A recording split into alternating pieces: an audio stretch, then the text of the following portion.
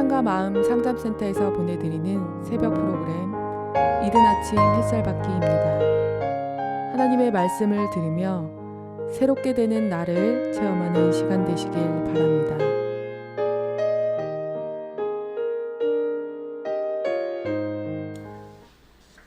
믿음의 영적 현상으로서 택함 받은 자가 하나님께 받는 징계에 대한 이야기를 시리즈로 하고 있습니다.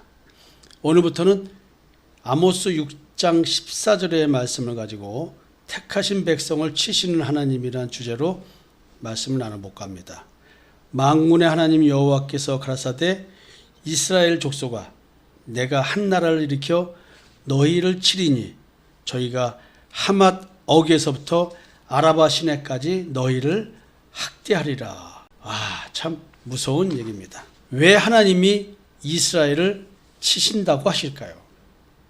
하나님을 믿는 이스라엘 백성들을 그들의 믿음의 대상이신 하나님께서 믿는 자들을 쳐서 고통을 준다면 그 하나님을 믿을 이유가 있겠습니까? 이런 질문이 안 생긴다면 또 우리 신앙에도 문제가 있는 거 아닌가 생각해 볼 수 있습니다. 따라서 하나님께서 하나님의 택하신 백성인 이스라엘을 치시는 이유가 무엇인지 성경적으로 찾아야 될 거라고 생각합니다. 하나님은 정의와 공의의 열매를 수호하시는 분입니다. 또한 정의와 공의의 열매를 추구하는 신앙인을 찾으시는 분입니다. 하나님은 정의와 공의의 열매를 추구하도록 인도하시는 분이시기도 합니다. 택한 나라와 민족, 백성에게 승리의 영광의 뿔을 높이 들게 해주시는 분입니다. 하나님은 이런 말씀을 하십니다. 아모스 6장 12절 말씀인데요. 말들이 어찌 바위 위에서 달리겠으며 소가 어찌 거기서 밭 깔겠느냐. 그런데 너희는 정의를 쓸개로 바꾸며 공의의 열매를 쓴쑥으로 바꾸며 이런 얘기를 합니다.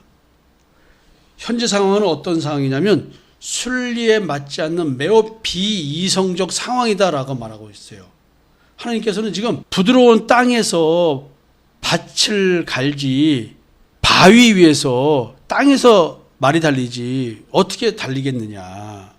이런 비이성적인 상황에 대한 얘기를 하면서요. 비이성적인 상황을 전제해서 백성들이 이스라엘 백성들이 선택받은 자들이 하나님의 정의를 쓸개로 바꾸고 있다는 거예요.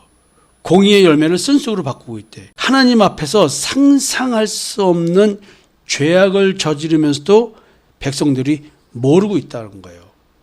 죄악이라고 하는 것이 무엇일까요? 하나님이 수호하시는 정의, 공의, 이 정의의 열매와 공의의 열매를 쓸데없는 쓸모없는 것으로 치부해버리는 거예요.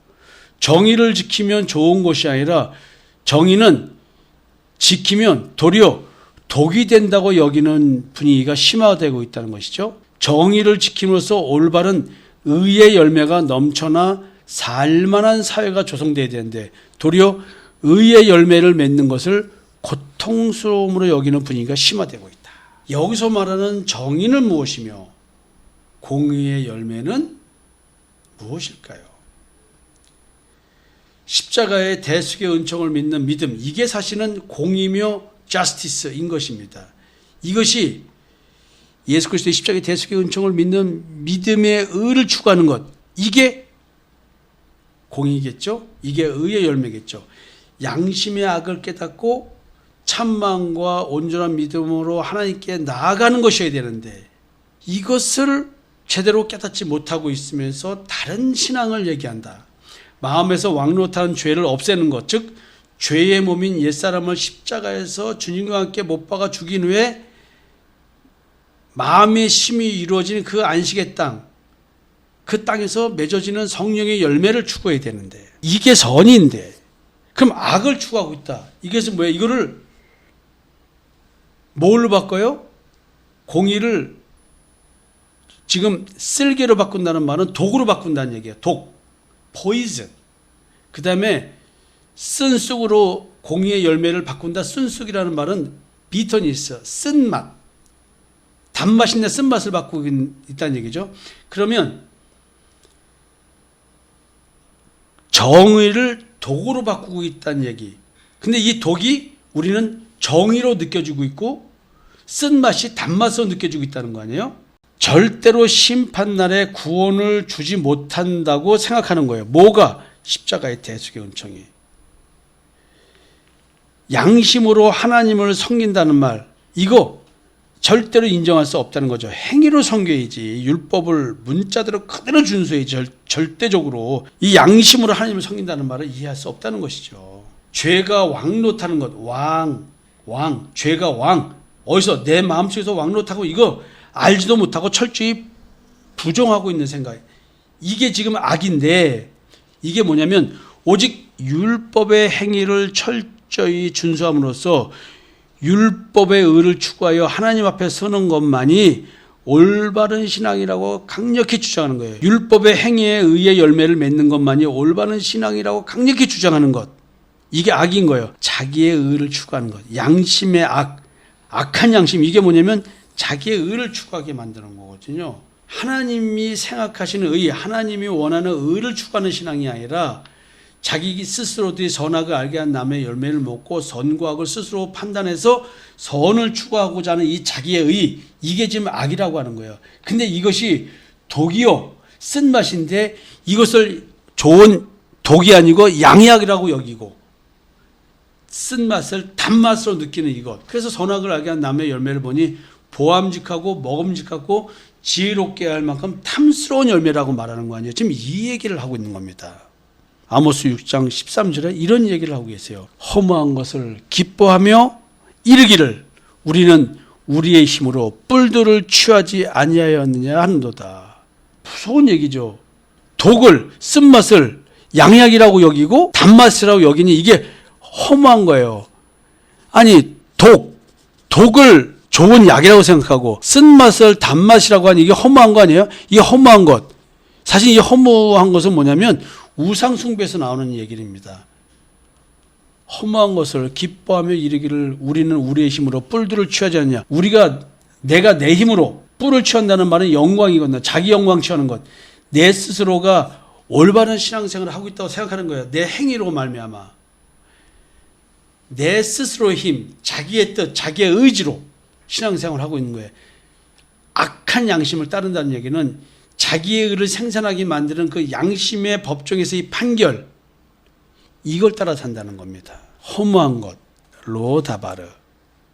여기 로다바르가 뭐냐면 지명인데요. 길르앗 변방 가까이에 있는 마을, 요르단 동쪽 약 5km 지점에 있는 것을 말하는 거예요. 근데 이것을 허무한 것이라고 표현한 거예요. 이게 지명 이름인데 로다바르라는 지명 이름인데요. 이걸 허무한 것이라고 말한 거예요.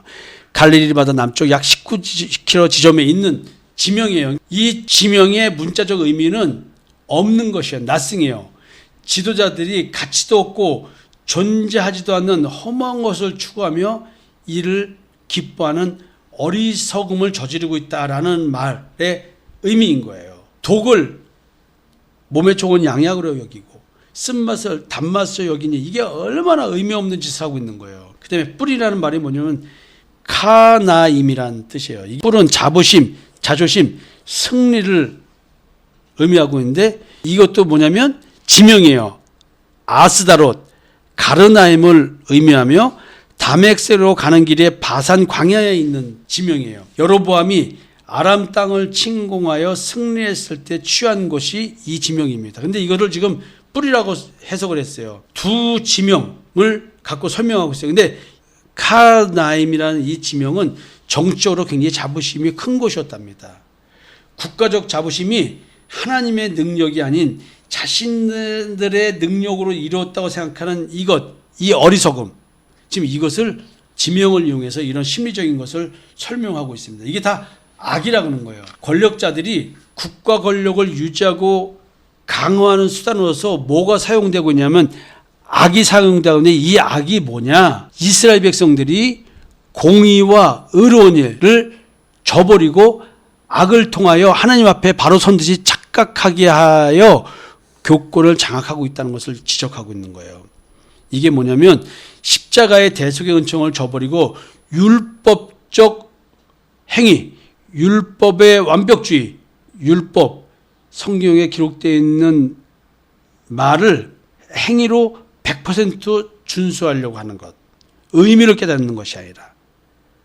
그래서 이런 완벽주의적인 행위적인 신앙을 통해서 선을 이루고자 하는 것, 하나님 앞에 올바른 선을 이루고자 하는 것, 자기의 의를 추구하는 것, 이런 걸 통해서 교권을 장악하고 있다고 합니다. 이스라엘 백성들이 하나님의 능력이 아닌 권력자들의 통치 능력으로 지금의 국가적 자부심을 만들어낸 것이라고 착각하게 믿어 하나님을 잊어버리게 만들고 있다는 거예요. 우리가 할 수 있다! 하나님을 의지하는 것은 겉말뿐이라는 얘기를 하고 있는 겁니다. 치리자들은 권력 유지를 위하여 율법적 신앙을 국민 통치 방법으로 악용하고 있다는 것이죠. 결국 이것은 뭐냐면 하나님 지우기 작업을 하고 있다는 거예요. 하나님 지우기 작업을 통하여 하나님의 능력이 아닌 자신들의 능력으로 통치가 잘 이루어지고 있다고 강조를 하고 있습니다. 이는 국가적으로 십계명의 제1계명을 어기는 결과를 가져오고 있습니다. 결국 국가적으로 전 국민이 다른 신을 섬기게 만들고 있다는 것이죠. 진짜 무서운 현실이 하나님에 대한 배역이 국가적으로 이루어지고 있는 것입니다. 이런 국가적 배역의 현장에 하나님의 이름으로 예언하는 선지자들이 있다는 것입니다. 교권 잡은 종교인들이 이러고 있다는 거예요. 근데 이들을 국민들이 전폭적으로 따르고 있답니다. 하나님의 저주가 임할 수밖에 없는 현실인 거예요. 저주의 중심에 교권 잡은 거짓 신앙인들이 있고, 그리고 이들의 신앙이 옳다고 믿는 미혹된 백성들이 있습니다. 십계명의 제1계명을 분별하여 하나님을 섬기는 신앙이 있어야 되는데 이게 불가한 상태가 되었다. 지금 우리들의 신앙의 현실은 어떨까요? 참 하나님 여호와와 다른 신은 분별하여 섬길 수 있는 신앙인가요? 이게 될 수 없다면 아모스 선지자가 말한 당시 사회와 마찬가지로 영적인 저주의 중심에 목회자가 있다는 말이기도 합니다. 오늘 여기까지 하고 내일 이어서 말씀을 드리려고 합니다.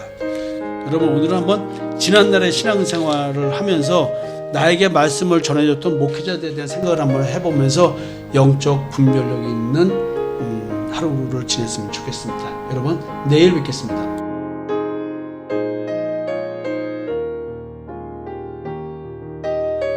지금까지 사랑과 마음 상담센터에서 보내드리는 새벽 프로그램 이른 아침 햇살밖이었습니다.